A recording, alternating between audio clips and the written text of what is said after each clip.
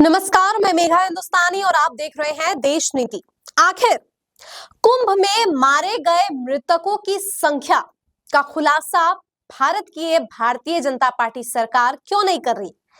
क्यों बीजेपी सरकार इस मुद्दे को दबाना चाहती है और असल आंकड़े क्या है?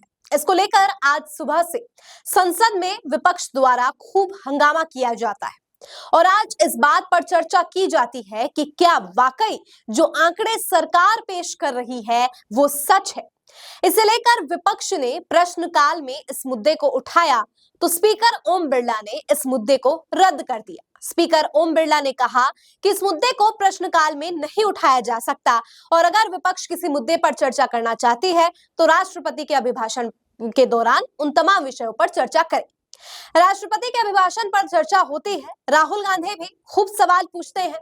राहुल गांधी ट्रंप से लेकर चीन तक की असल सच्चाई बीजेपी के समक्ष रखते हैं, सवाल पूछते हैं, लेकिन उत्तर में किरण रिजिजू जो केंद्रीय मंत्री है भारतीय जनता पार्टी के, वो इतना बौखला जाते हैं कि राहुल गांधी को उनके ही क्रेडिट, उनके ही सोर्स बताने के लिए सवाल खड़े कर देते हैं, जिस पर राहुल गांधी काफी दिलचस्प जवाब देते हैं और कहते हैं, मैं माफी चाहता हूं कि मैंने आपकी मानसिक शांति को भंग किया। लेकिन असल सच्चाई यही है कि जब भी सरकार से सवाल पूछा जाता है तो वो सोर्स मांगने लगते हैं, सूत्र बताओ, सूत्र बताओ।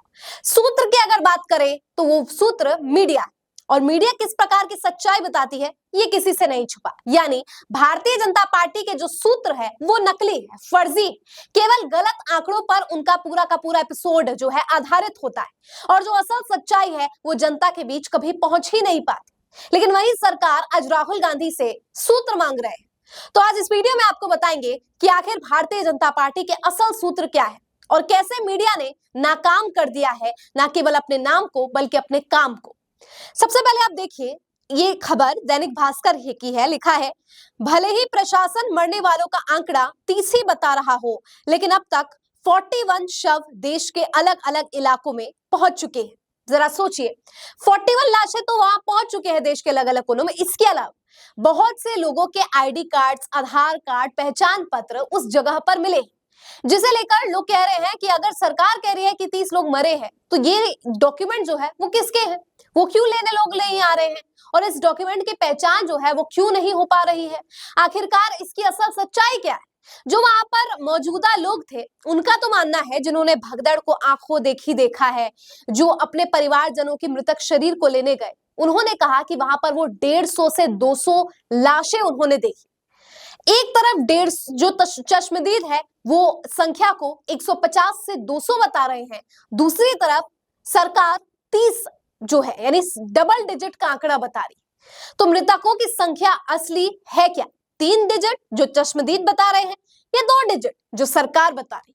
इससे जुड़ी एक और खबर है, वो भी देखिए। दैनिक भास्कर ने बहुत बड़ा खुलासा किया है। कहा है, दैनिक भास्कर की रिपोर्ट है, इसमें लिखा है, इस तरह से भीड़ आई, यहाँ लोग सो रहे थे, इस तरफ से जहां से भीड़ आई है, इशारा ये डॉट्स बनाया। संगम नोस जहां भगदड़ हुई, सेक्टर 20 अखाड़ा क्षेत्र, सेक्टर 21 दूसरी भगदड़ यहां हुई। यानी कि भगदड़ एक जगह नहीं, 2 जगह नहीं, 3 जगह भगदड़ हुई है। कुंभ में 3 जगह भगदड़ हुई है। एक भगदड़ तो जिसके बारे में आप तक खबर पहुंची है, दूसरी भगदड़ वो जिसमें एक गाड़ी लेकर आता है और गाड़ी के नीचे लोग कुचल देता है, वो खबर आप तक नहीं पहुंची।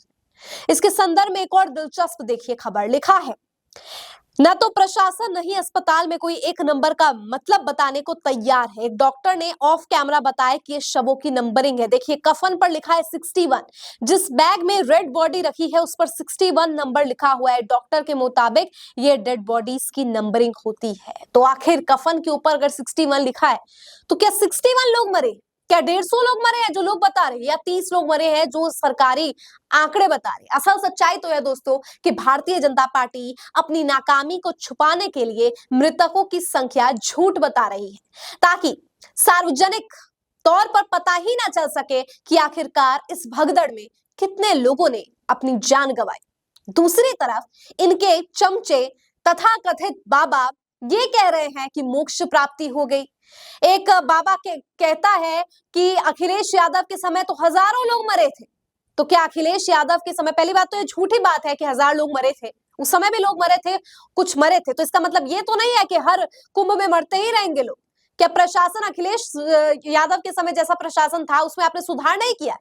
दिल्ली के चुनाव में डींगे हाँकने के लिए आप कह देते हैं कि हमने तो कानून व्यवस्था को ऐसा बना दिया वैसा बना दिया, और अभी भी आपको अखिलेश यादव का उदाहरण देना पड़ता है। तो प्रशासन तो फिर जस का तस रह गया, आपके और अखिलेश यादव में फर्क ही क्या है? इसी प्रकार की बयानबाजी बाबाओं के द्वारा की जा रही है, शंकराचार्य को लेकर नफरत फैलाने का काम किया जा रहा है। मेरा सवाल है क्यों?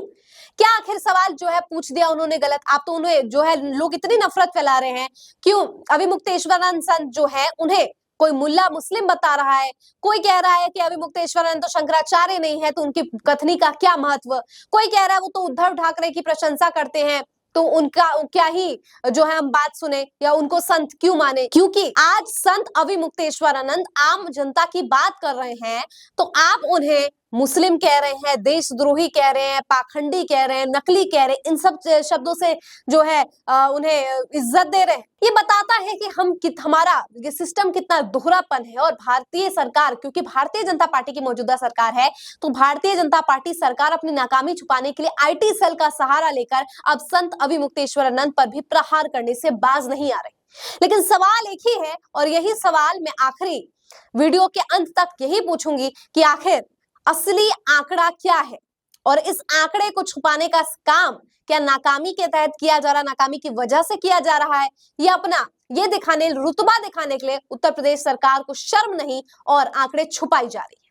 कमेंट करके बताइए। मुझे दीजिए इजाजत, देखते रहिए देश नीति। धन्यवाद।